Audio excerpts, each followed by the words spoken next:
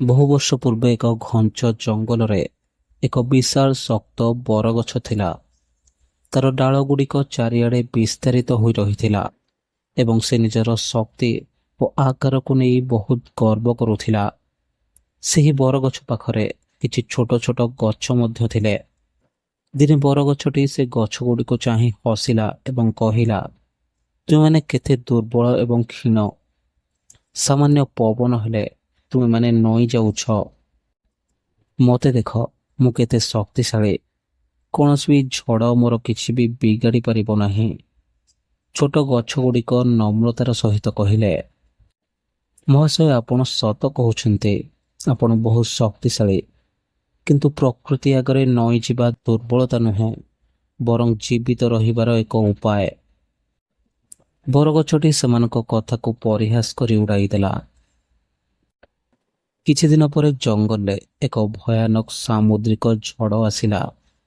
ପ୍ରବଳ ବେଗରେ ପବନ ବହିବାକୁ ଲାଗିଲା ଏବଂ ମେଘ ଗର୍ଜନ ସହିତ ପ୍ରବଳ ବର୍ଷା ହେଲା। ପବନର ବେଗ ଦେଖି ଛୋଟ ଗଛଗୁଡ଼ିକ ସମ୍ପୂର୍ଣ୍ଣ ଭାବରେ ମାଟିକୁ ନଇଁଗଲେ। ପବନ ସେମାନଙ୍କ ଉପର ଦେଇ ବହିଗଲା, କିନ୍ତୁ ସେମାନଙ୍କର କିଛି କ୍ଷତି ହେଲା ନାହିଁ। ଅନ୍ୟପଟେ ବରଗଛଟି ନିଜ ଗର୍ବରେ ସିଧା ହୋଇ ଠିଆ ହୋଇ ରହିଲା। ସେ ପବନର ସ୍ରୋତକୁ ପ୍ରତିହତ କରିବାକୁ ଚେଷ୍ଟା କଲା।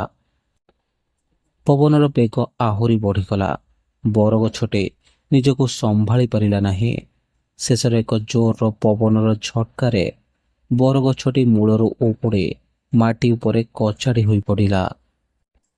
ସକାଳ ହେଲା ବେଳକୁ ଝଡ଼ ଶାନ୍ତ ହୋଇଯାଇଥିଲା। ଛୋଟ ଗଛଗୁଡ଼ିକ ପୁଣି ଥରେ ସିଧା ହୋଇ ଠିଆ ହେଲେ। ସେମାନେ ଦେଖିଲେ ଯେ ସେହି ମହାନ ଓ ଗର୍ବୀ ବରଗଛଟି ଆଜି ମାଟିରେ ନିଶ୍ଚଳ ହୋଇ ପଡ଼ି ରହିଛି।